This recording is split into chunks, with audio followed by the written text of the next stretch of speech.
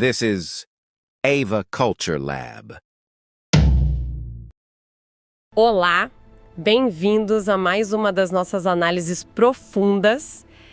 Hoje a gente vai investigar a fundo uma questão que eu diria que assombra absolutamente toda a nossa sociedade contemporânea.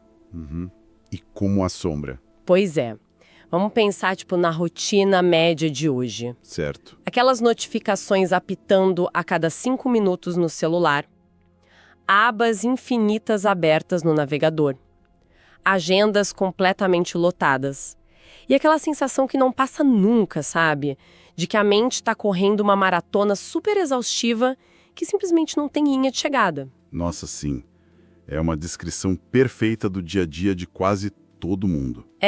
E a solução imediata que o mundo moderno oferece geralmente é, baixar mais um aplicativo de produtividade. Ou tentar alguma técnica nova para gerenciar o tempo. Exato. Mas e se a verdadeira chave para lidar com todo esse caos caótico não for uma ferramenta nova, e sim uma tecnologia mental, entre aspas, que é antiquíssima? Essa é a grande sacada. É exatamente isso que a gente vai explorar nesse mergulho de hoje. A gente vai desvendar o mito de Apolo e das musas e, compreendendo como essas histórias da mitologia grega estão muito longe de ser apenas contos de ninar antigos. Muito longe mesmo. Elas formam, na verdade, um manual psicológico prático, incrivelmente atual, sobre como encontrar inspiração através de uma via que a gente simplesmente esqueceu, que é o silêncio. E, logo de cara, eu queria dizer que é um orgulho imenso anunciar que essa exploração detalhada foi criada especialmente para o canal Ava Culture Lab. Isso aí. É um privilégio imenso dar vida a discussões como essa para uma comunidade tão engajada. Com certeza, o prazer é todo nosso de mergulhar nesse tema. E eu acho que o que torna essa análise tão rica é justamente essa oportunidade de traduzir a mitologia para a nossa realidade psicológica prática. Total. Tirar um pouco a poeira das coisas, né? Exatamente. A gente precisa tirar esses deuses daquele pedestal de mármore, entender que na visão grega eles representavam, na verdade, estados de consciência. E forças da natureza humana. E para preparar o terreno, quem são esses atores principais que a gente está trazendo para a mesa hoje? Então, vamos lá. Apolo é amplamente conhecido como o deus da luz, mas tem um detalhe crucial aí. Qual? Não é apenas a luz solar física, aquela que queima ao meio-dia, sabe? Entendi. E ambos da razão. A luz que dissipa as trevas da confusão mental. Ele representa a harmonia, a música geométrica do universo e essa clareza espiritual. Ele é a figura que protege as artes e, sob a guarda dele encontram-se as musas. As famosas musas. 9 divindades fascinantes. 9. Elas são as grandes responsáveis por inspirar todas as formas de criação que a nossa humanidade tanto preza. A poesia, a música, a história e até a astronomia, a tragédia, a comédia. Sim, elas cobrem tudo. É como se elas fossem aquela centelha original que acende qualquer ideia brilhante, sabe? Uma descoberta genial. Mas uma coisa que me chama muito a atenção, que realmente salta aos olhos quando a gente analisa essa dinâmica, é a relação de poder entre Apolo e as musas. Esse é um ponto vital. Porque Apolo é indiscutivelmente o guia delas, mas a liderança dele não tem absolutamente nada a ver com força bruta ou coerção. Zero. Ele não é um ditador celestial mandando elas trabalharem. Longe disso. E entender o porquê dessa dinâmica é super fundamental para o nosso argumento central aqui. Apolo governa as musas mediante a harmonia. Harmonia. Isso.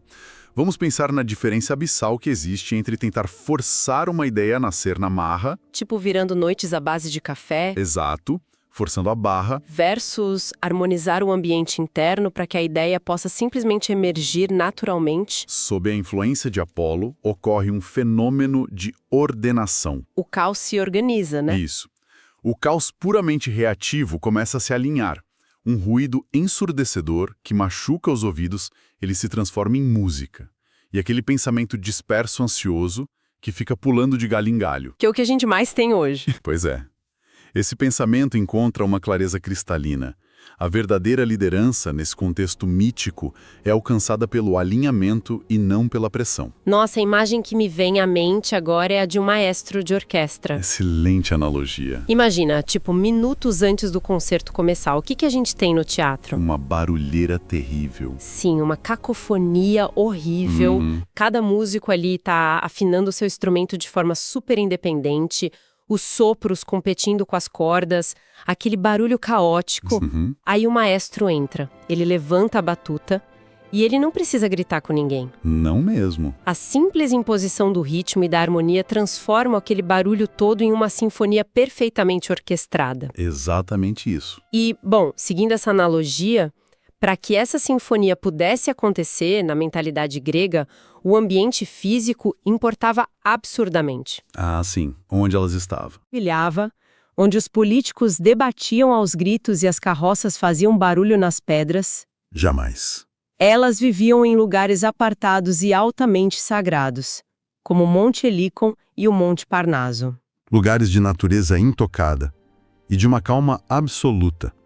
E eu diria que mais do que simples detalhes geográficos no mapa da Grécia Antiga, o Monte Helicon e o Monte Parnaso carregam um peso simbólico gigantesco para a nossa compreensão psicológica hoje. Como assim? Esses espaços estão diretamente associados à contemplação profunda e à gestação da criação artística.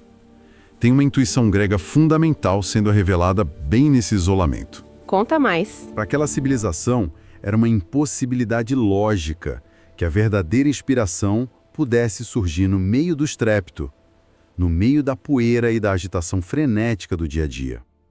A inspiração necessitava de um habitat natural próprio, e esse habitat só existia em lugares onde o espírito tinha capacidade real e desimpedida de escutar. E aqui é onde a coisa fica realmente interessante no nosso mergulho. Fica mesmo. Porque se a gente parar de olhar para isso como um antigo guia de turismo arqueológico e começar a ver como uma metáfora brilhante para o cérebro humano, a mensagem atinge uma profundidade imensa. Com certeza. A grande sacada simbólica não é que a gente precise fazer as malas e se mudar para uma caverna em uma montanha distante, claro. Não precisa virar ermita. Pois é. As montanhas sagradas e as florestas habitadas pelas musas são, na verdade, estados mentais. A criatividade e a sabedoria exigem silêncio interno. O isolamento geográfico é a representação física desse isolamento cognitivo que é necessário para criar. E para desempacotar essa metáfora de forma mais prática, a gente lida com 3 conceitos fundamentais que funcionam como pilares. Quais são eles? Harmonia, quietude e atenção. As musas representam essas forças irresistíveis de inspiração, mas é preciso deixar bem claro que elas não operam no modo automático. Não dá para simplesmente estalar os dedos e exigir uma epifania. Não dá. A presença delas demanda uma disposição interior muito particular. Requer uma escolha consciente, que muitas vezes é bem difícil de fazer. A escolha de parar o movimento externo, instaurar a quietude e cultivar um nível de atenção que permita captar os sinais mais sutis. É como tentar sintonizar uma rádio com sinal fraco, né? Isso. Se houver muita interferência, você só ouve estática. É uma excelente analogia. É como se as musas fossem tipo aquele sinal de Wi-Fi perfeito e de altíssima velocidade. Nunca vai ser possível se conectar a elas no meio do trânsito, com 50 buzinas soando e 1000 coisas acontecendo ao mesmo tempo. Impossível. E voltando para Apolo, o deus da luz, ele é a representação da clareza mental maravilhosa que só ilumina o caminho quando o volume do ruído interno é drasticamente reduzido. A lição mais bonita dessa parte da mitologia, para mim, é a de que a inspiração nunca é imposta de cima para baixo. Ela se revela. Ela se revela. Pense em um lago com um fundo cheio de moedas de ouro.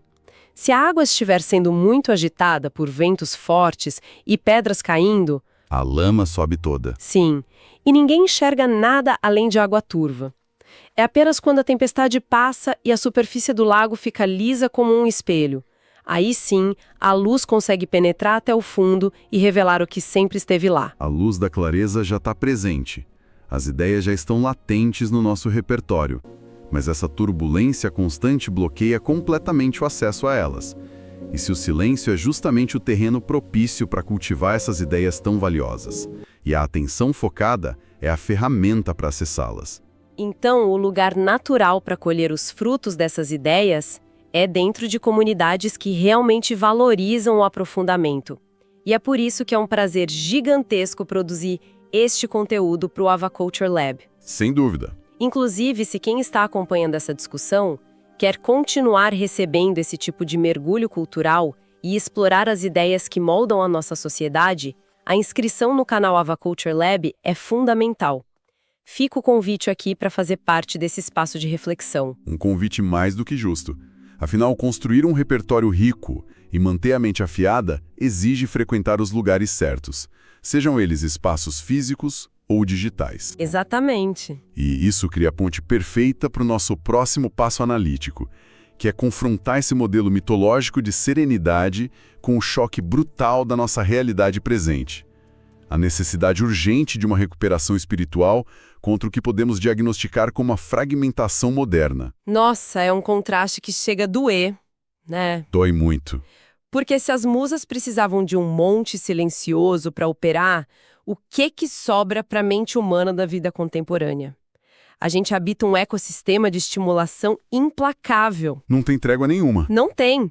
É um fluxo caótico de pensamentos muito acelerados, uma pilha de preocupações que se renovam a cada nova notificação no celular e expectativas que são irreais de uma produtividade que não para nunca. A gente meio que normalizou a ideia de viver no meio de um temporal elétrico diário. Sim, tentando redigir e-mails super importantes enquanto 5 abas de mensagens piscam simultaneamente na tela. E o preço cognitivo que se paga por essa normalização do caos é altíssimo.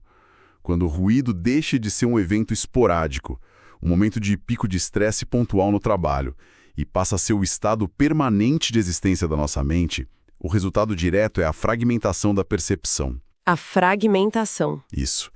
A mente, ao ser bombardeada continuamente por micropedaços de informação desconexa, ela perde a sua coesão estrutural. O cérebro fica preso no modo de sobrevivência, reagindo a estímulos em vez de processar o que está acontecendo. Fica tudo no reflexo. Sim. E aí se perde a habilidade inata de ler nas entrelinhas da experiência, de conectar ideias que parecem distantes e de perceber o que está oculto ali, bem na superfície agitada da rotina. A fragmentação é essencialmente a incapacidade trágica de ver o todo, prendendo a atenção de forma ansiosa apenas nos estilhaços mais barulhentos e urgentes de cada dia. O que explica perfeitamente porque existe um sentimento coletivo de exaustão criativa e uma fadiga mental generalizada na sociedade. Todo mundo está exausto. Todo mundo se sente drenado. Mas o grande valor de olhar para o passado, como a gente está fazendo agora, é que ele não apenas espelha o nosso problema, mas ele oferece um antídoto incrivelmente poderoso. E a receita que emerge dessa sabedoria antiga é surpreendentemente simples na teoria, embora a gente saiba que exija bastante disciplina na prática. Não é fácil, mas o antídoto envolve a criação ativa de pequenos bolsões de silêncio ao longo do dia. A grande descoberta aqui é que, por mais breve que seja essa pausa, digamos 2 ou 3 minutos... É bem rápido. Quando esse espaço é instaurado, o cenário interno muda quase que instantaneamente, o que nos leva a uma tríade vital para essa recuperação psicológica. A respiração, a pausa e, consequentemente, a clareza. Vamos dissecar como essa tríade opera na prática. Porque não é apenas poesia, é um mecanismo psicológico puro. Ao focar deliberadamente na respiração e permitir que a pausa aconteça, a pessoa corta o suprimento de urgência que alimenta aquele ruído interno. Corta o combustível do caos. Isso. O sistema nervoso recebe o sinal de que não há perigo imediato, e o cérebro consegue transitar do modo reativo para o modo de observação. E aqui se faz necessário um reenquadramento urgente de como a nossa cultura enxerga o silêncio. Como assim? A gente foi condicionado a temer o silêncio absoluto. Quando a casa fica quieta demais, qual é a tendência imediata? É ligar a televisão, colocar um vídeo no fundo para lavar a louça ou abrir logo uma rede social. Sim, a gente tem pavor do silêncio. Encaramos o silêncio como um vazio assustador, uma espécie de ausência de produtividade. Mas as grandes tradições filosóficas e espirituais em todo o mundo compreendem exatamente o oposto. O silêncio nunca foi um vazio. Ele é um terreno altamente fértil. Um terreno fértil? Eu sou simplesmente fascinada por essa perspectiva. É fantástica. O silêncio não é uma sala escura e abandonada que precisa ser preenchida a qualquer custo com mobília inútil. É uma terra arada, rica em nutrientes, apenas esperando a semente certa. É nesse exato terreno que a consciência encontra a rara oportunidade de se reorganizar. Exatamente. Sem a interferência do barulho. Os pensamentos de fundo, aquelas intuições que estavam sendo atropeladas pela pressa, elas finalmente conseguem subir à superfície. É o único espaço onde se torna viável observar com nitidez e honestidade as próprias emoções, ponderar sobre decisões complexas de longo prazo. Sim. E visualizar de forma clara e não reativa os caminhos possíveis que se abrem à nossa frente. Sem esse terreno silencioso, não há espaço físico na mente para a semente da inspiração criar raízes. A mecânica é implacável. Se a gente tentar plantar uma semente preciosa no asfalto de uma rodovia supermovimentada, ela será esmagada pelos carros em poucos segundos. Faz todo sentido. E os carros, nessa metáfora, são os nossos pensamentos ansiosos e as demandas intermináveis do dia. O silêncio fornece o solo protegido. E o que eu considero mais empolgante nessa reflexão existencial toda é o seu caráter democrático. Como assim, democrático? É que quando a gente fala de mitos gregos, de Apolo e das musas, a tendência é achar que essas são conversas meio elitistas, restritas aos gênios clássicos, aos escultores renascentistas ou aos grandes filósofos, sabe? Sei. A gente acha que é só para quem é artista em tempo integral. Mas a verdade libertadora é que a inspiração não tem absolutamente nada de exclusivo. Ela não exige carteirinha de artista para ninguém. Com certeza não. Essa talvez seja a mensagem mais reconfortante de toda a nossa análise de hoje. A inspiração e a clareza pertencem à vida cotidiana. Elas pertencem ao tecido comum da nossa existência humana. A todo mundo? Não importa a profissão, o cargo, a rotina esmagadora ou a quantidade de planilhas que a pessoa tem para preencher no dia.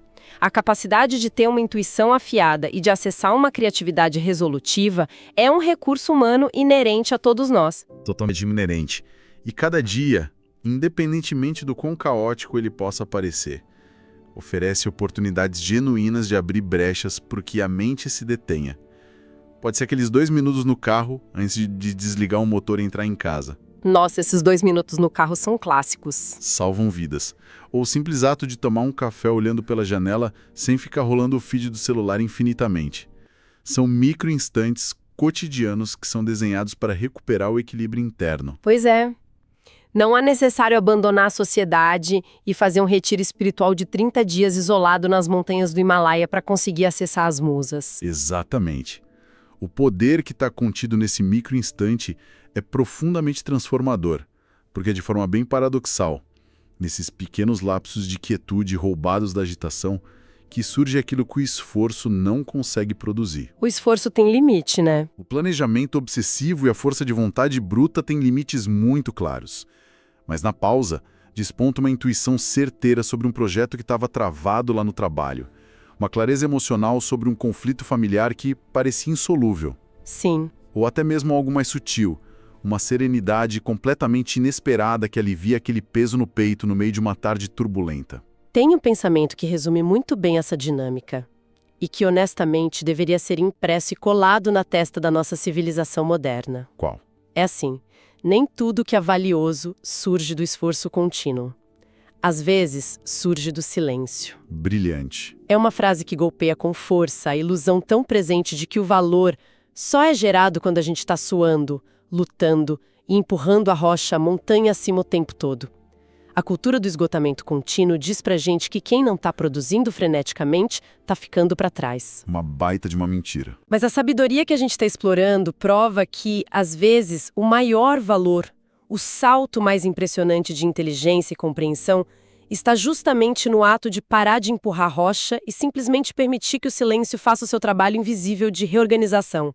É o abandono daquela fantasia perigosa de que a exaustão é um troféu.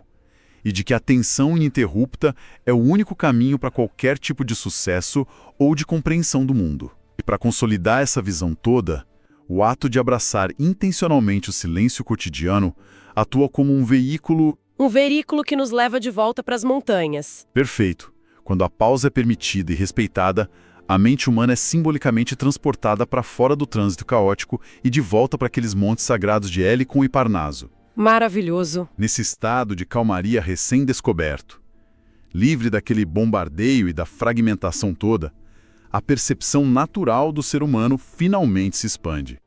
O espírito recobre a capacidade de escutar o que podemos chamar da música profunda da vida, aquela harmonia subjacente que as notificações tentam abafar todos os santos dias. Nossa. Então, o que tudo isso significa, afinal de contas?